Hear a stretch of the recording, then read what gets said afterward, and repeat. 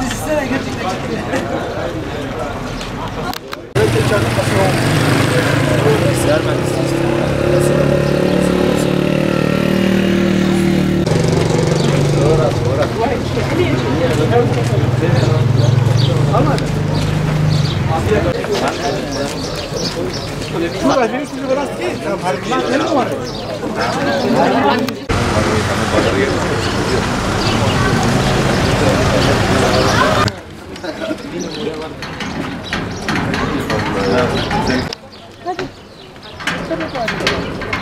yürü yürü.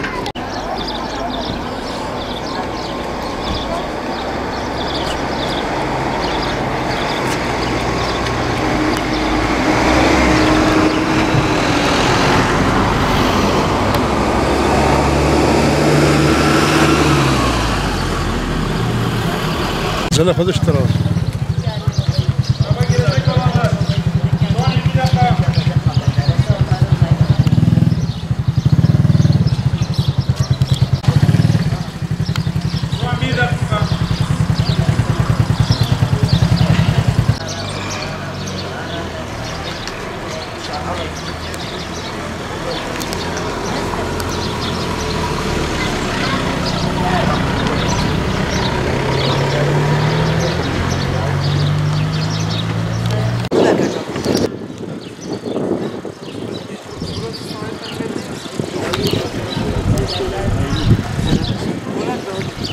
Sahip Barış.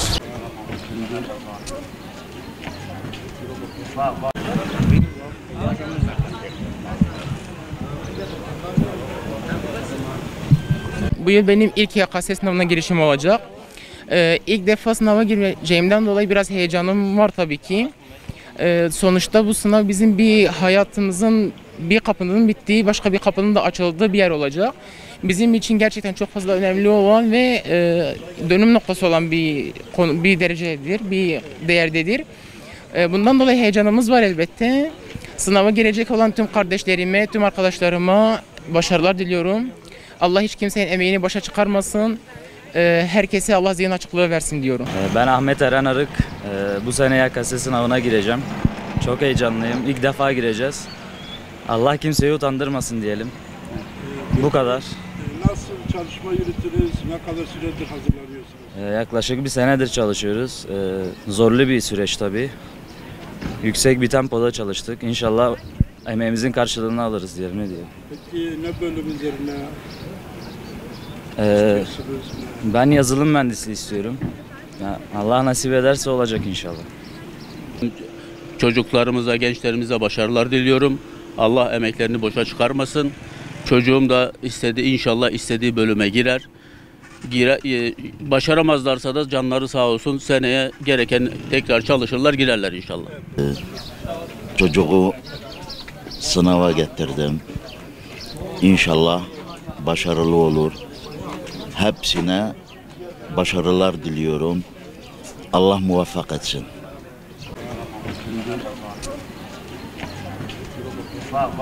YKS sınavının ilk oturumuna girdik TYT. Sınav soruları bayağı zorluydu. Hani son zamanlara göre bayağı zor bir sınavdı. Gelen arkadaşların Allah yardımcısı olsun. Allah emeklerini boşa çıkarmasın. Peki sizin açınızdan nasıl geçtiğini söylesin? Yani benim açımdan biraz zordu sınav. Son zamanlara göre biraz zor geçti, sorular falan bayağı biraz zorluydu. Kaç soru yaptınız, kaç soru boş bıraktınız? Çok boş bırakmadım ama Türkçeyi bayağı yaptım, tarihi yaptım, matematiğin birazını yaptım. Sınav gayet iyiydi. Geçen seneye göre gayet iyiydi. Matematiğini çok beğendim. Türkçe'de böyle biraz zor gibi diyebiliriz ama onun dışında güzel sorulardı. Fen iyiydi. Sayısal, eczacılık. Sayısal bölümünden inşallah eczacılığa gider. Teşekkürler. Teşekkür ederim. Güzel geçti. Bir deneyim yaşamak amacıyla girdik. Okumanın yaşı yoktur diyerek biz de bu fırsatı tekrar değerlendirdik. Okumanın yaşı yok diyorum. Bütün gençlere, herkese okumayı tavsiye ediyorum. Teşekkürler.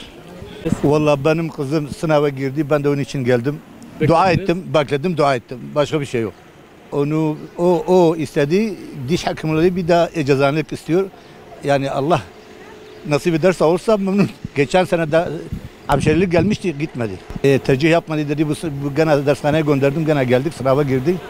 İnşallah güzel bir şey gelir. İnşallah. Ne yapacağız? Artık güç kalmadı, onu dershaneye gönderirse, ne kazanırsa göndeririz. Allah ne kısmet etmişse.